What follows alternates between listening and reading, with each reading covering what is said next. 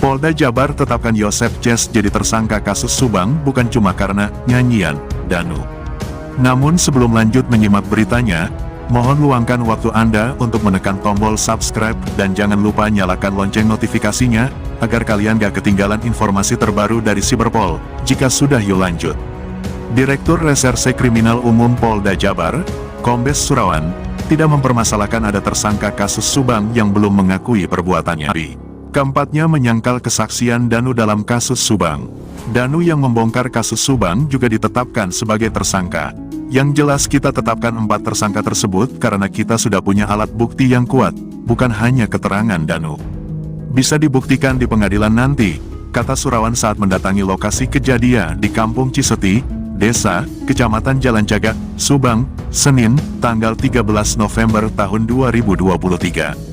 Untuk Mimin dan 2 anak, sejauh ini masih wajib lapor dan kita masih terus lakukan pemeriksaan saksi untuk memperkuat bukti lainnya, ucapnya. Senin, penyidik di Treskrimum Polda Jabar mendatangi TKP kasus pembunuhan ibu dan anak, Tuti Suhartini dan Amalia Mustika, untuk persiapan rekonstruksi.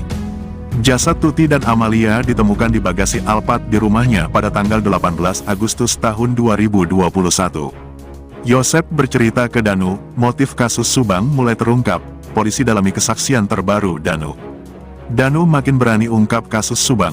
Sebut Yosep cerita soal yayasan dan butuh uang, obrolan berdua aja. Tetangga Tuti Suhartini ungkap upaya Kapolres AKBP Sumarni tangani kasus Subang. Halaman 4, kami hari ini memetakan alat peraga untuk persiapan rekonstruksi, yang nantinya alat peraga tersebut akan diganti dengan barang bukti yang sudah kita amankan, ujar Surawan. Menurut Surawan, pihaknya belum menentukan kapan rekonstruksi dilaksanakan, karena masih berkoordinasi dengan pihak kejaksaan. Baca juga, ajukan pra-peradilan, Yosep Ces melawan. Tak terima jadi tersangka kasus Subang. Sebut tak ada bukti, kemungkinan minggu depan rekonstruksi kasus pembunuhan ibu dan anak di Jalan Cagak ini baru bisa dilakukan. Kita masih menunggu kesiapan jaksa penuntut umum, katanya. Rencananya, kata Surawan, akan ada sekitar 95 adegan sesuai pra-rekonstruksi yang telah dilaksanakan. Semua adegan dalam pra-rekonstruksi akan kita hadirkan di rekonstruksi nanti, katanya. Sebelum dilaksanakan rekonstruksi, kata Surawan, polisi masih terus melakukan memeriksa saksi untuk memperkuat. Untuk tersangka saat ini masih tetap 5 orang, yakni Danu, Yosep, Mimin, Arikhi, dan Abi Aulia. Katanya seperti diketahui, kasus Subang ini sempat mengendap 2 tahun lebih karena polisi tak jua menentukan tersangka. Namun kemudian, Danu yang merupakan anak dari adik Tuti membuat pengakuan ke polisi di Polda Jabar yang mengambil alih penanganan kasus ini dari Polres Subang.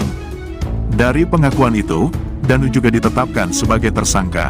Selain Danu, Yosep, Mimin, Arikhi, dan Abi juga ditetapkan sebagai tersangka.